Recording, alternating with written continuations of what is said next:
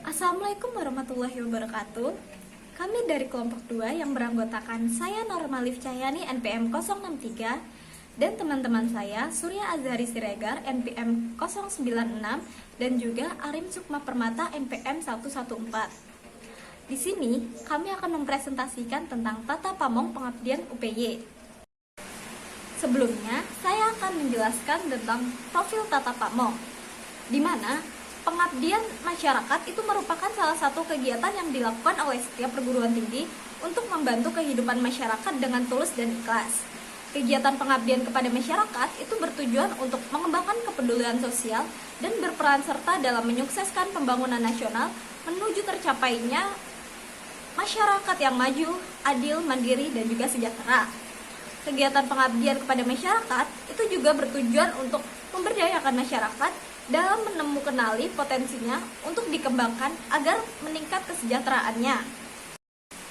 Secara khusus, tujuan dari kegiatan pengabdian kepada masyarakat itu mencakup beberapa hal.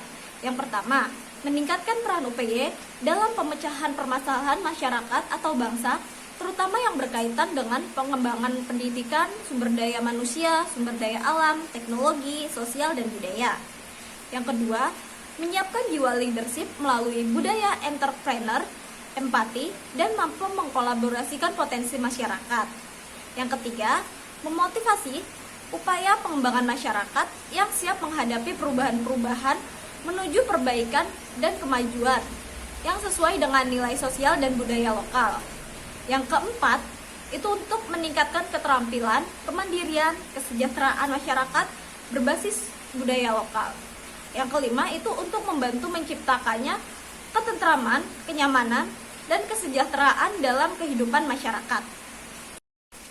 Selanjutnya yaitu visi misi Pusat Pengabdian kepada Masyarakat UPY. Nah, untuk visi Pusat Pengabdian kepada Masyarakat UPY itu untuk terwujudnya kegiatan pengabdian melalui penerapan ilmu pengetahuan, teknologi, dan seni atau biasa kita sebut dengan IPTEX kepada masyarakat yang mengutamakan pencapaian kualitas, relevansi, dan menjunjung tinggi nilai-nilai budaya Indonesia.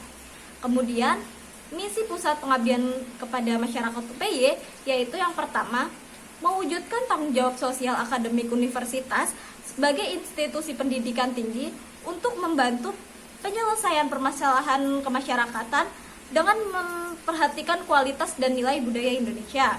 Yang kedua yaitu untuk meningkatkan peran sivitas akademik dalam pengembangan dan penerapan IPTEX di masyarakat. Ketiga, yaitu menumbuh kembangkan sikap peduli dan kepekaan sosial sivitas akademi melalui usaha-usaha pemberdayaan dan pengabdian masyarakat berbasis budaya lokal. Yang keempat, meningkatkan kerjasama pengabdian kepada masyarakat dengan instansi pemerintah maupun swasta. Adapun masalah yang dihadapi dalam pengabdian itu meliputi ketidakmampuan sebagian masyarakat terhadap pembangunan dalam lingkungan masyarakat dan pribadi. Kedua, kurang mampunya masyarakat dalam mengelola sumber daya alam yang ada di lingkungannya. Yang ketiga, kurangnya pemahaman masyarakat atas potensi diri yang dimiliki. Dan juga yang terakhir yaitu penata kelolaan visi kewilayahan yang belum proporsional dan profesional. Nah, di sini saya akan menjelaskan tentang penetapan ruang lingkup. Nah, di mana kegiatan pengabdian ini secara umum meliputi ruang lingkup sebagai berikut. Yang pertama ada pembangunan ilmu pengetahuan tentang perekonomian, teknologi, dan seni yang biasanya menjadi wawasan secara langsung dapat dimanfaatkan oleh masyarakat sekitar. Yang kedua ada penetapan ilmu pengetahuan secara benar dan tepat sesuai dengan situasi masyarakat dan tuntutan pembangunan.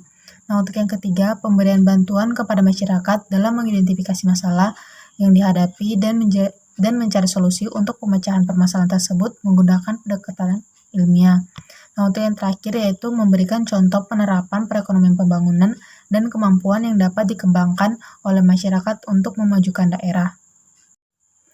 Nah, untuk slide selanjutnya yaitu rancangan pertanyaan. Untuk yang pertama itu, apa tujuan dari diadakannya pengabdian? Untuk yang kedua, apa manfaat adanya pengabdian? Dan untuk yang ketiga, masyarakat seperti apa yang biasa menjadi sasaran untuk pengabdian?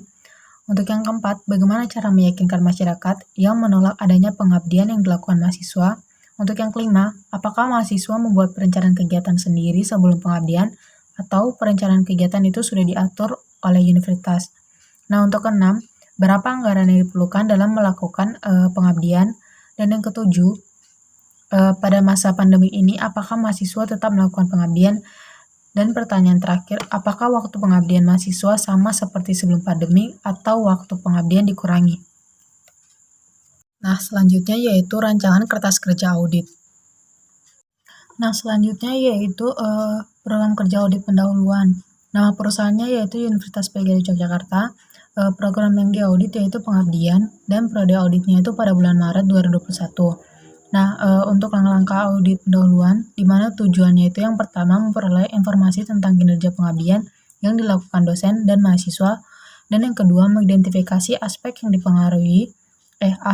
berpengaruhi terhadap aktivitas dan kinerja pengabdian yang dilakukan dosen dan mahasiswa, dan yang ketiga sebagai dasar penyusunan program kerja audit. Tahap berikutnya yaitu pengujian dan review atas kinerja pengabdian yang dilakukan Universitas PGRI Yogyakarta. Nah, untuk langkah-langkah kerjanya, yang pertama dapatkan dan pelajari latar belakang, visi dan misi, tata kelola perguruan tinggi, struktur organisasi, beserta uraian tugas kegiatan pengabdian Universitas PGRI Yogyakarta. Nah, untuk dilaksanakannya oleh Norma Alif Cahyani yaitu ketua tim dan waktunya itu 7 hari. Nah, untuk yang kedua, dapatkan dan pelajari tugas pokok dan kinerja pengabdian. Ini dilaksanakan oleh Arim Sukma Permata, yaitu anggota, ada waktunya itu 4 hari. Nah, selanjutnya dapatkan dan pelajari laporan kegiatan pengabdian yang dilaksanakan sesuai dengan ketentuan serta persetujuan dari pihak Universitas PGRI Yogyakarta. Ini dilaksanakan oleh Surya Sregar, anggota tim, itu waktunya 4 hari. Untuk yang keempat, lakukan pengujian dan review atas kinerja pengabdian yang dilakukan dosen dan mahasiswa. Itu anggota tim itu waktunya 3 hari. Dan yang terakhir, susun simpulan-simpulan berbagai hal yang memerlukan penelitian lebih lanjut. Ini ketua tim dan anggota tim, waktunya itu 2 hari. Nah, selanjutnya yaitu program kerja review dan pengujian pengendalian. Nah, untuk nama perusahaan yaitu Universitas PGRI Yogyakarta. Program yang diaudit yaitu pengabdian dan periode auditnya itu Maret 2021. Nah, di sini ada internal control questionnaire dan langkah-langkah kinerja, di mana tujuan review dan pengujian pengendalian ini untuk menilai dan menguji kinerja pengabdian apakah sudah sesuai dengan visi dan misi yang telah ditentukan atau belum. Nah, untuk yang pertama itu ada internal control questionnaire, di mana yang pertama itu apakah kinerja dari pengabdian sudah sesuai dengan visi dan misi Universitas PGRI Yogyakarta yang telah ditetapkan sebelumnya. Untuk pertanyaan yang kedua, apakah pelaksanaan pengabdian dapat memberikan solusi untuk masalah yang ada di dalam masyarakat? Nah, bila ya, untuk langkah kerjanya yaitu yang pertama, periksa apakah apa saja visi dan misi pengabdian Universitas PGRI Yogyakarta. Dan yang kedua, periksa apakah ada masalah yang ada dalam masyarakat dan dapat teratasi dengan baik. Nah, bila tidak, langkah kerjanya yang pertama telusuri apa yang menjadi dasar kinerja pengabdian di Universitas PGRI Jakarta, dan yang kedua telusuri apa yang menjadi penghambat dari masalah yang ada. Nah, untuk yang kedua yaitu internal control questionnaire, di mana yang pertama itu ada apakah pengabdian yang dilakukan dapat memajukan perekonomian masyarakat menengah ke bawah. Untuk yang kedua, apakah kegiatan tersebut dibuat untuk melatih pemahaman masyarakat atau mahasiswa untuk melatih pemahaman mahasiswa dalam bentuk praktik lapangan. Nah, bila ya, langkah kerjanya yang pertama periksa apa saja upaya yang telah dilakukan dosen dan mahasiswa dalam memajukan perekonomian masyarakat. Nah, untuk yang kedua, telusuri apa perkembangan yang terjadi di lapangan. Nah, bila tidak, langkah kerjanya yang pertama periksa apa saja kendala yang dihadapi dalam upaya memajukan perekonomian masyarakat.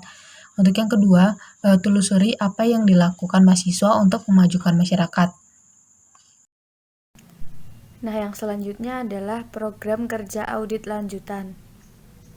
Temuan yang dikembangkan dan langkah kerja audit. Yang pertama, tujuan audit lanjutan. 1. Untuk mengetahui tujuan dari diadakannya pengabdian. 2. Untuk mengetahui manfaat adanya pengabdian. 3. Untuk mengetahui masyarakat seperti apa yang biasanya menjadi sasaran untuk pengabdian. 4. Untuk mengetahui cara meyakinkan masyarakat yang menolak adanya pengabdian yang dilakukan oleh mahasiswa.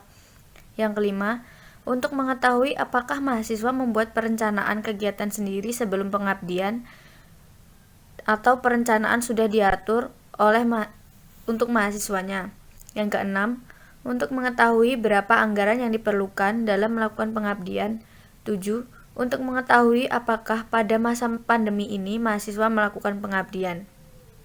Yang kedelapan, untuk mengetahui apakah waktu pengabdian mahasiswa sama seperti sebelum pandemi atau waktu pengabdian dikurangi. Yang kedua, judul temuan. 1. Kurangnya pengetahuan masyarakat tentang teknologi, seni, serta cara mengelola sumber daya alam dan sumber daya manusia. Selanjutnya, pemanfaatan teknologi dan pengetahuan pada saat pandemi untuk meningkatkan kesejahteraan masyarakat, terutama dalam perekonomian. Lalu yang ketiga adalah langkah kerja. Yang pertama, memberikan pelatihan serta solusi dalam meningkatkan pengetahuan masyarakat sekitar. Yang kedua, mendapatkan cara yang dapat dilakukan dalam pemanfaatan pengetahuan saat pandemi untuk meningkatkan perekonomian masyarakat. Yang selanjutnya, daftar ringkasan temuan audit. Kondisi pertama, dosen dan mahasiswa selalu melakukan pengabdian untuk mensejahterakan masyarakat. Kriterianya teknologi dan keilmuan dimanfaatkan dengan baik. Penyebabnya adanya wabah COVID-19 sehingga proses pengabdian berjalan kurang efektif. Akibatnya, proses pengabdian sedikit terhambat, lalu jarang masyarakat yang meminta dosen untuk memberikan pengetahuannya. Kondisi kedua, anggota KKN yang memberikan bimbingan untuk mengelola UMKM dengan kriteria pengetahuan tentang pengelolaan UMKM. Penyebabnya kurangnya modal yang dimiliki dan kurangnya pengetahuan dalam mengelola UMKM. Akibatnya terhambatnya atau kurang berkembangnya UMKM yang dimiliki masyarakat. Kondisi ketiga, izin pengabdian di suatu daerah dengan kriteria hilangnya kepercayaan masyarakat pada pengabdi. Penyebabnya tidak adanya dampak yang diberikan dari penyuluhan dan pelatihan. Akibatnya adalah adanya penolakan pengabdian dari masyarakat sekitar. Yang selanjutnya, rekomendasi. Hasil audit yang dilakukan menemukan kelemahan yang menjadi perhatian manajemen di masa mendatang. Kelemahannya adalah kurang mampunya masyarakat dalam mengelola sumber daya alam dan sumber daya manusia yang ada, kurangnya pemahaman orang tua mengenai psikologi anak, terhambatnya pengembangan UMKM. Rekomendasi, memberikan ilmu dan membantu masyarakat dalam mengetahui pemanfaatan sumber daya yang ada, sehingga masyarakat dapat menggunakan sumber daya itu untuk memenuhi kebutuhan hidup, dan juga meningkatkan perekonomian mereka dengan cara memanfaatkan sumber daya tersebut. Memberikan ilmu tentang pendidikan anak kepada para orang tua supaya orang tua tahu bahwa psikologi anak akan terganggu jika selalu dituntut atau ditekan untuk belajar, serta supaya orang tua juga dapat memahami apa yang dibutuhkan seorang anak terutama di usia dini. Memberikan ilmu tentang pengelolaan UMKM dan memberikan inovasi supaya apa yang mereka buat dapat bersaing di dunia bisnis dan bisa menghasilkan keuntungan yang lebih untuk menambah perekonomian mereka, serta membantu UMKM berupa dana untuk membeli kebutuhan yang diperlukan agar dapat berjalan lancar dan juga memberi solusi dari setiap kendala yang membuat UMKM sulit berkembang. Kami dengan Pak Bintang.